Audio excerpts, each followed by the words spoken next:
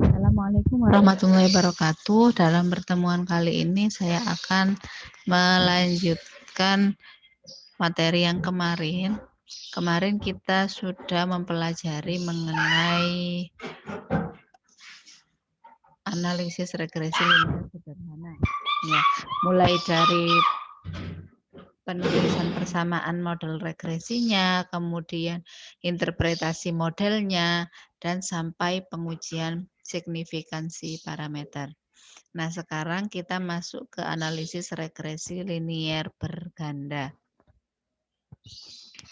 Nah, di sini persamaan regresinya, kalau kemarin regresi linear sederhana itu hanya punya satu variabel independen, kalau regresi linear berganda ini memiliki lebih dari satu variabel independen. Jadi Y dipengaruhi oleh X1, X2, dan seterusnya, sehingga persamaan regresi untuk populasinya seperti ini. Untuk persamaan regresi yang sampel berarti tinggal ditambah taksirannya, Y topi ditambah tanda topi di sini ya. Y topi sama dengan beta 0 topi ditambah beta 1 topi, X1 dan seterusnya tanpa error U ini. Nah, sekarang saya masuk ke analisis XPSS-nya. Jadi di sini kemarin sudah saya berikan file Excel judulnya gaji, itu silahkan dibuka. Itu ada banyak sekali variabel. Ya, salah satunya itu gaji, kemudian IPK dan IQ dan PK. Ya. Jadi apa saja yang mempengaruhi gaji? Salah satunya adalah intelijensi atau kita bisa buktikan dengan IQ-nya. Kemudian PK pengalaman kerjanya. Tuh. Ada nggak lah yang mempengaruhi gaji lagi banyak sekali faktor, cuman kali ini saya ambil 2 saja sebagai contoh ya. Jadi gaji versus IQ dan PK. Ini sudah saya masukkan beberapa variabel di SPSS. Ini gaji, kemudian ada RJK itu rata-rata jam kerja per minggu, IQ itu skor tes IQ, LP itu lama pendidikan per tahun. Ya. Di Excel sudah jelas semua ya. Dan seterusnya, di sini kita hanya akan menggunakan gaji, IQ, dan PK. Kemudian kita regresikan, sebenarnya tidak ada yang berbeda dengan yang kemarin ya, tetap regression, kemudian masih linear. Bedanya adalah kita memasukkan banyak variabel independen di sini. Kita masukkan skor tes IQ sama pengalaman kerja. Sudah, kemudian seperti yang kemarin, estimate-nya iya, kemudian Darwin-Watson-nya kita keluarkan.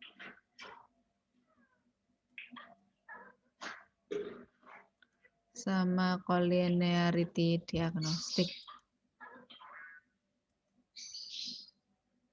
Nah, nanti akan keluar seperti ini. Nah, dari sini kita bisa menuliskan persamaan regresinya. Saya kembali ke file saya. Nah, jadi ini yang sudah saya regresikan.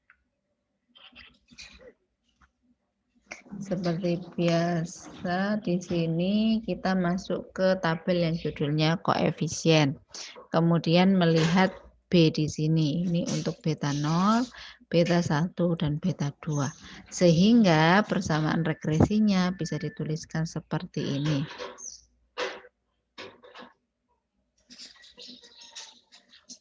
Kemudian masuk ke interpretasi. Apa makna persamaan regresi tersebut? Gitu ya. Jadi pertama kita menginterpretasikan beta 0. Seperti yang kemarin, beta 0 adalah nilai Y saat X0 karena X-nya banyak ya, saat semua X sama dengan 0. Maka di sini interpretasinya adalah besar gaji bagi seseorang yang skor IQ-nya 0 dan tanpa pengalaman kerja adalah minus 9,957 dolar. Ini kurang dolarnya ya, sebentar.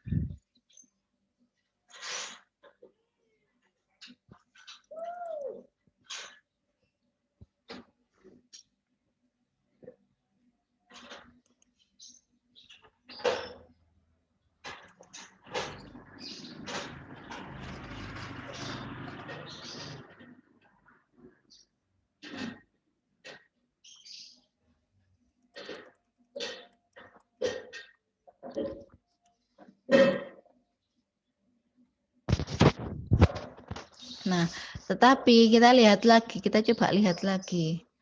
Ini kan gaji bagi seseorang yang skor IQ-nya 0 dan tambah pengalaman kerja. Minus, gaji kan tidak mungkin minus ya. Kemudian kita lihat ke masuk akalan, apakah modal ini masuk akal, apakah interpretasi ini masuk akal atau tidak. Nah, di sini dalam hal ini IQ seseorang tidak mungkin 0. Ya, tidak mungkin IQ seseorang itu 0, pasti ada nilainya karena ada rentang batas nilai IQ, sehingga interpretasi ini tidak bermakna gitu ya. Jadi besar bagi ini beta 0 ini dalam kasus ini tidak bermakna interpretasinya. Jadi mungkin tidak perlu diinterpretasikan juga tidak apa-apa karena tidak boleh masuk akal. Kecuali misalkan skor IQ-nya nanti kita ganti berapa, gitu nanti akan ketemu gajinya gitu. Tetapi tidak ada orang yang skor IQ-nya 0. Karena pasti ada nilai minimum skor IQ. Kemudian interpretasi untuk beta satunya tentang IQ ya. Berarti jika skor tes IQ bertambah sebesar 1 poin, maka rata-rata besar gaji akan bertambah sebesar 8,759 dolar. Sama seperti yang kemarin ya. Tetapi ditambah dengan yang saya tebalkan ini dengan asumsi pengalaman kerja tetap. Nah, jadi kita harus mengasumsikan variabel X yang lain itu tetap. Nah, ini saya kan 2.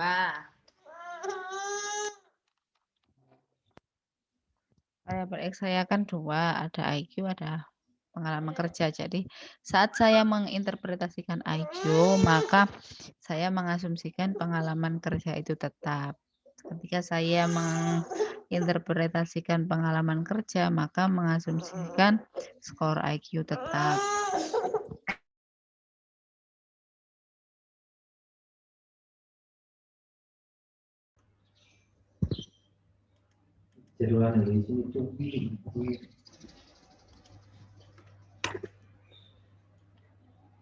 Jadi saya lanjutkan ya. Jadi di sini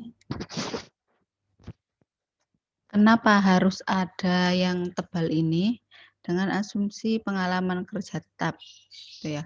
Kenapa seperti itu? Karena ketika kita mau menginterpretasikan nilai yang IQ, ketika yang PK ini berubah, maka yang jelas nilai gajinya nanti juga akan berubah. Jadi selama kita menginterpretasikan yang IQ, pengaruh IQ ke gaji, maka dianggap yang ini itu tetap. Ya, nilai PK-nya itu tetap juga karena kalau berubah nanti nilai gajinya tidak akan bertambah sekian, tetapi akan berbeda lagi kalau yang PK ini berubah. Jadi ini akan sangat penting dan kalau tidak ada ini itu salah ya di analisis regresi linear berganda. Jadi harus diperhatikan. Kemudian mengenai pengujian signifikansi parameter regresinya. Sekarang kita punya banyak sekali parameter regresi. Kalau di analisis regresi sederhana kemarin hanya melakukan pengujian untuk beta 0 dan beta 1, kalau yang ini beta 0, beta 1 dan seterusnya. Maka kita akan bagi menjadi 2 pengujian. Yang pertama uji simultan atau pengujian secara bersama-sama. Yang kedua adalah uji parsial, adalah pengujian untuk masing-masing parameter regresi. Nah, ini jangan kebalik ya. Jadi tolong ini benar-benar diperhatikan dan diingat-ingat karena kebanyakan file-file skripsi yang terdahulu itu menyimpang begitu dari prinsip yang sebelumnya. Jadi terutama di masalah hipotesis ini H0 dan H1 ini sangat berbeda.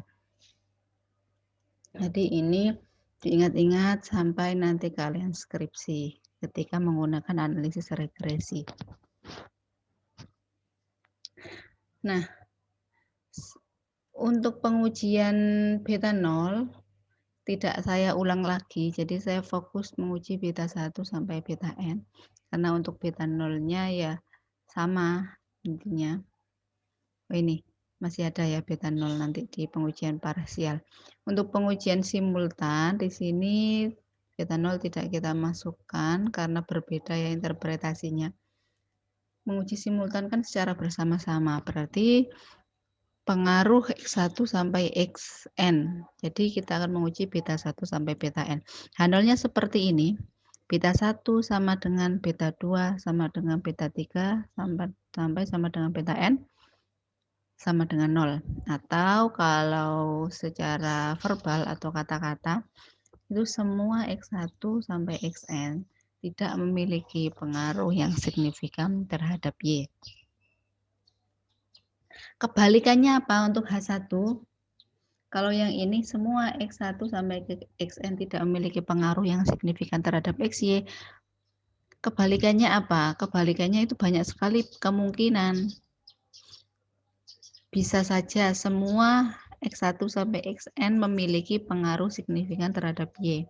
Bisa saja hanya B1 saja, bisa saja hanya B2 saja, hanya beta 3 saja, atau beta 1 dan beta 2 dan beta 3, atau beta 1 dan beta 2 saja. Makanya di sini H1-nya itu bukan semua X1 sampai Xn tidak memiliki pengaruh yang signifikan terhadap Y saja, karena kemungkinannya sangat banyak. Maka H1-nya adalah minimal ada 1 beta 1, beta I tidak sama dengan 0, di mana I itu 1, 2, 3 sampai N. Terus dengan kata-kata seperti ini, minimal ada salah satu dari X1 sampai Xn yang berpengaruh terhadap Y. Jadi minimal ada salah satu.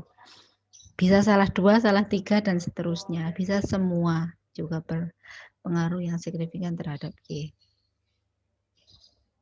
Maka ini lihatnya dari mana?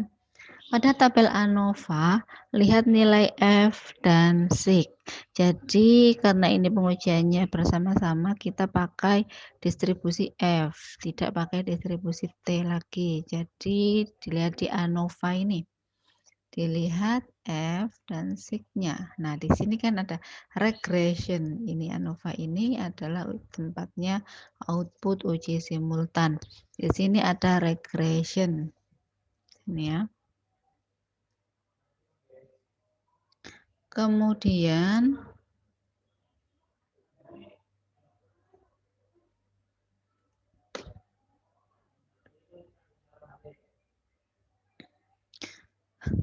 kriteria pengujiannya apa? Tolak H0 jika F hitung lebih besar dari F tabel. Nah, silakan dicari sendiri ya F tabelnya.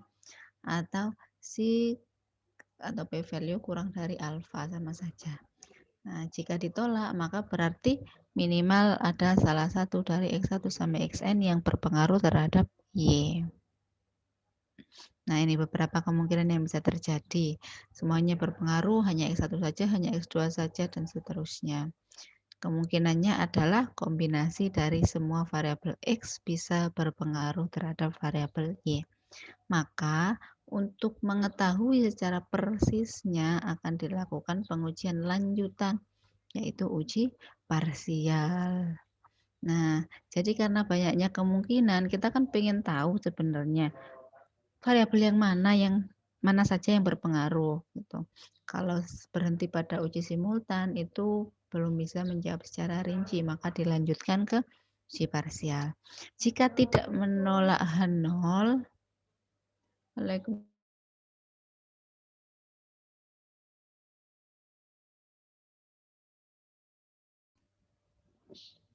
saya lanjutkan.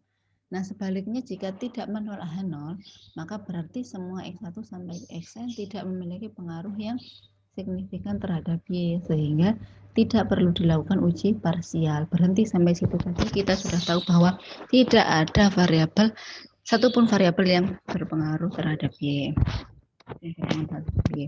Jadi tidak perlu dilakukan uji parsial, seperti itu. Nah, biasanya yang deskripsi-deskripsi itu yang di ekonomi ya, Itu salah kaprah, dilakukan uji parsial dulu, kemudian uji simultan untuk mengetahui pengaruh simultan.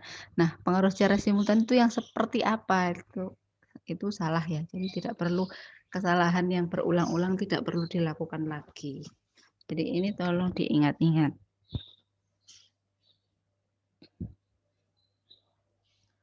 Kemudian di sini untuk uji parsialnya berarti satu-satu ya. Beta 0 sendiri, beta 1 sendiri, beta 2 sendiri, dan seterusnya. Ini sama prinsipnya seperti kemarin, jika 0 ditolak maka berarti nilai intercept signifikan. Beta 0 diikutkan dalam model. Jika tidak signifikan maka di drop dalam model, maka tidak diikutkan dalam model. Cara tidak mengikutkan beta 0 di SPSS itu bentar.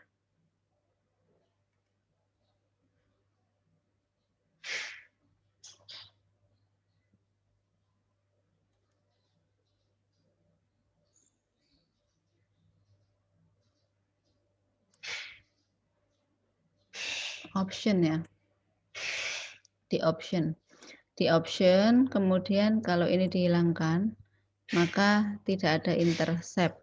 Jadi kalau interceptnya tidak signifikan maka ini dihilangkan, diregresikan lagi. Gitu ya. Di option tempatnya.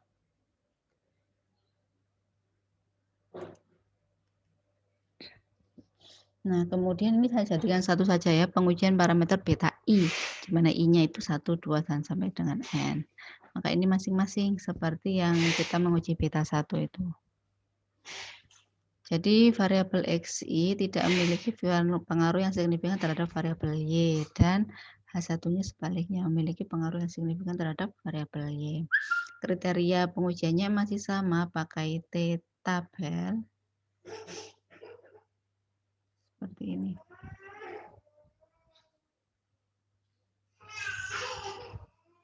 Ya, saya rasa bisa dicukupkan sampai sini. Terima kasih. Silahkan dipelajari. Assalamualaikum warahmatullahi wabarakatuh.